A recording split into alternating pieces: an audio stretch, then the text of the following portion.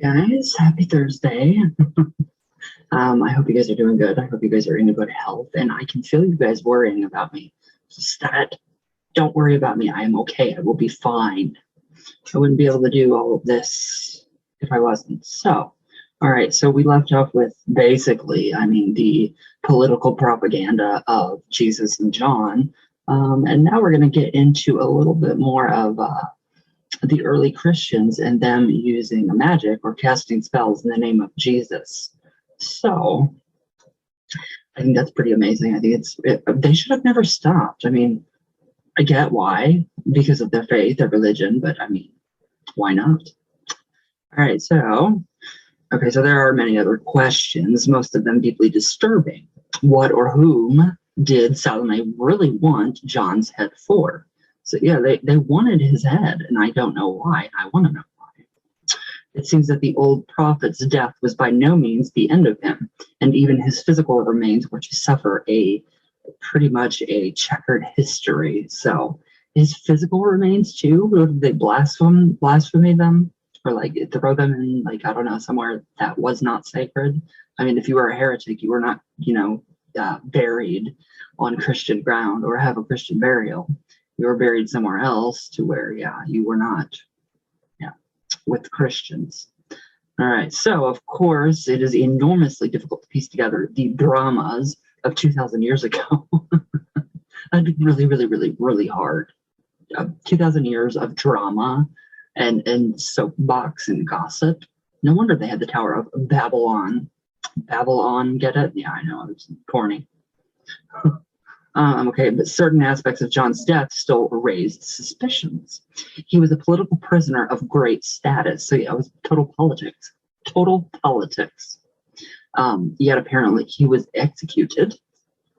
Obviously he was executed, we know that. On the whim of a stripper who specifically asked for his head, and that was Salome. Really? A stripper? Or a sacred dancer? I prefer sacred dancer.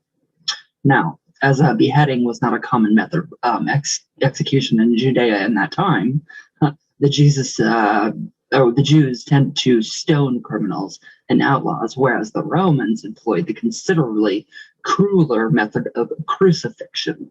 So yeah, I don't feel bad that they were crucified. I don't. They deserved it, I think. So whatever. That really is terrible of me, but I don't even know if these people were real. So, all right, where did I go?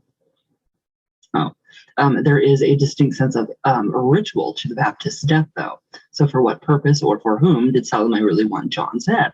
After John's death, Jesus' mission began in earnest, but as his fame as a healer and an exorcist spread, King Herod was afraid that he was possessed by the spirit of John. So the Romans, they believed in, possession and spirit possession and all that stuff, and, necromancy. And we're kind of getting into some necromancy here, which is really amazing. So saying John the Baptist, this is what Herod said, King Herod, John the Baptist was risen from the dead, and this is why miraculous powers at work in him. Bizarrely and shakingly, Herod may have had a point, at least as far as Jesus' own beliefs were concerned. Yeah, personally, I don't think so. I honestly don't think so. If this is true, then it was, it's just covered up with sugar and honey and everything that's nice and kind of like Wicca. Now, for as biblical scholar Carl Kraling wrote in the 1950s, John's detractors used the occasion of his death to develop the suggestion that his disembodied spirit was serving Jesus as the instrument meant for the performance of works of black magic itself, no small concession to John's power. So do we think that maybe John was working through Jesus? If he was a witch, and if this is true, yes, that's a very good possibility, because that did happen. It does happen. It does, trance mediumship, but I don't think this was any kind of a possession, as they would say in Christianity. Because, Christians, they're all about, possessions. Now, to the Christians, the very mention of magic is abhorrent. Well, obviously, that's why, people were so condemned and, the Inquisitions. Christ came to sweep away all the blasphemous and futile trappings of the occult, so firmly associated with pagan cults. Yet this interpretation is a modern projection. Yeah, everything about, magic and necromancy and talking to the dead and, going to fortune tellers, quote, quote, fortune tellers, is all modern. So now, the early Christians, well, of course, fulminating against their enemies of the pagans. I don't see how we were the enemy. I don't see how we were the enemy when the Christian Crusaders came in and totally wiped us all out. Well, not us, but I mean, really, literally killed all, like, the pagans and the witches and people that practiced. And how can no? It's the other way around, totally the other way around. So yeah, they were just as much involved with the occult, the Christians, perhaps more so, if one considers Jesus's miracles. Truth. I think Jesus was more involved in the occult, if he was real, than anybody else in the freaking Bible, because of what he had did. Raising the dead, which is a metaphor. I really honestly think it's a metaphor for, just kind of necromancy, mediumship. I don't think he ever could raise the dead. I think that's a total outright lie. Outside the cozy world of faith, the harsh reality is that the early Christians cast spells. The early Christians cast spells in the name of Jesus, and that Christ himself was not aware or was not averse to practices that would certainly earn excommunication from modern fundamentalist groups. Now we're getting somewhere. We're actually getting somewhere with this. So Jesus is practicing magic. They're all practicing magic. They did practice magic, and they continue to practice magic, only in guises and forms of other different names. So I don't know. I think that's great, though. I think it's great that they did use magic. If Jesus was real, then he was a witch. He had to have been a witch. And, there's, all of this, the initiations and what they went through and the secret knowledge. And, that's within traditional craft, passing on the power or passing on the knowledge when someone, somebody is getting ready to die in a coven. And then they pass on the power, the knowledge to somebody, to a successor. So, I mean, we can easily see exactly how Christianity took everything from paganism and totally just, made their own, hodgepodge of beliefs, rules, and sexist misogyny. So yeah, it's really interesting too today, you guys. Somewhere in England, which is where I should be. I want to be, anyways. But somewhere in England today, they are actually they did a declaration of some kind that says the people, the women and the men that were falsely accused, they are no longer considered witches. They were just plain women. So they're gonna, that doesn't make up for anything that those people did. It's nothing, but it's all they're doing is trying to make themselves feel better by saying, oh, well, they weren't witches. They were just women and regular men. No, you're just trying to make yourselves feel better. The church fathers, all of it. So remorse must suck for them, from a lot of Christians. So, all right. Well, the book is coming along very well. It has the Ars Goetia. So it is a book of conjurations, candle magic, all kinds of stuff. I don't know what to call it. It's just getting ridiculous. It's going to be even bigger or a little smaller than the book that I just put out. But I have a while yet for it. So we have a bit. But I'm really excited. And your guys' ideas, basically everything that I asked you guys yesterday is already in the book. So hopefully we have some new ideas and some suggestions. But yeah, I do give how to conjure up safely the daemons of the Goetia. So there's 72. That took me forever. That's what it's been like. It's been, I mean, just like crazy. Literally trying to get all of their seals, their sigils, you know, the Triangle of Solomon, you know, the Triangle of Manifestation, and the Black Mirror within it. So I mean, I have got to put that in there. It's gonna be really interesting. I mean, a really interesting eclectic book. So it's very, very eclectic. And like, you know, Gemma Gary says, yeah, traditional witches are not afraid to borrow from other cultures and practices. So don't be surprised. So although I do not, you know, agree with Christianity, there's, you know, there is some of that in there. Witchy boy, any guidance on helping us conjuring would be amazing. I think you're going to be very, very much surprised and very happy. I'd adore learning more than just casting a circle and focusing on my power.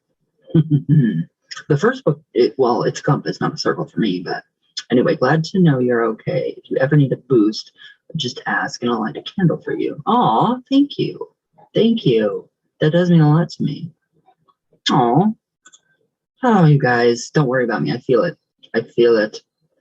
All right, witchy boys. So I had a lot to do, a lot of digging for this, but after sharing your confession with, or your confusion with how Jesus raised the dead, I came up with a conclusion. I want to hear this. Raising the dead most likely isn't physically reanimating dead people, but rather converting people. That's a good connection. The conversion, the death of the old self, and then the rising of the Christian. So like Lazarus, he died and then he was risen. He was the first risen man.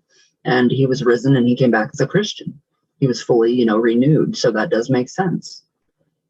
Where death isn't being dead exactly, but rather simply not following this cause. His cause. I totally agree with that now. Okay, so no, I do not mean to come off as defending this man if he did exist. If he exists. I love that. Everybody's like, if he existed, but rather toss in a hypothesis that is much more likely than some necromancy straight out of modern Hollywood.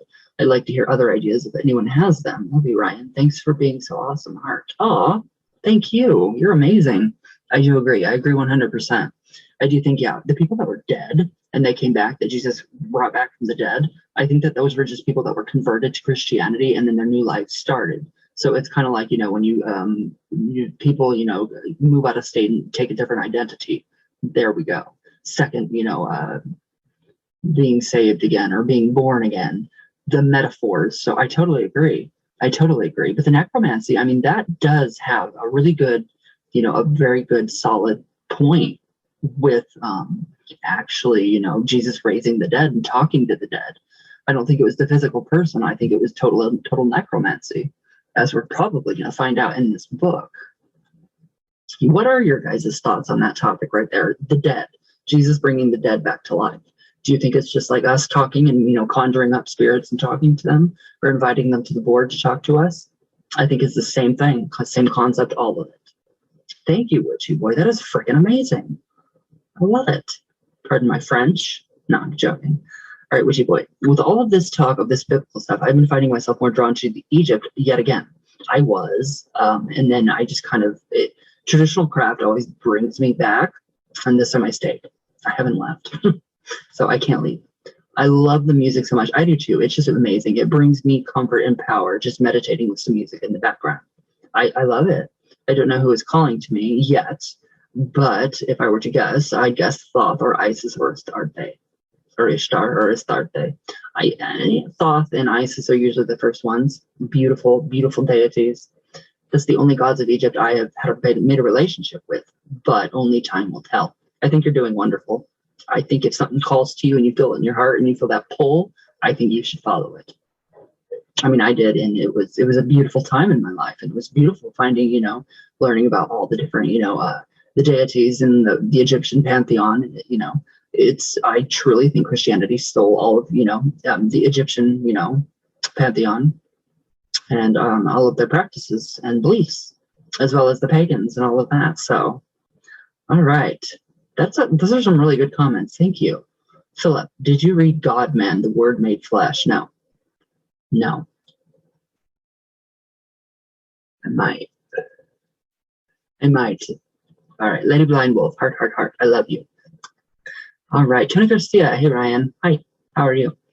I'm okay, I guess. If you can't put my name and my mom's name in Lessons Easy Muerte's healing box, could you at least pray for us to get better? I'll light a candle for you guys. I have your name in there. Every time I light your candle at night, I speak your name to get better. So we were told we have COVID. Oh, God.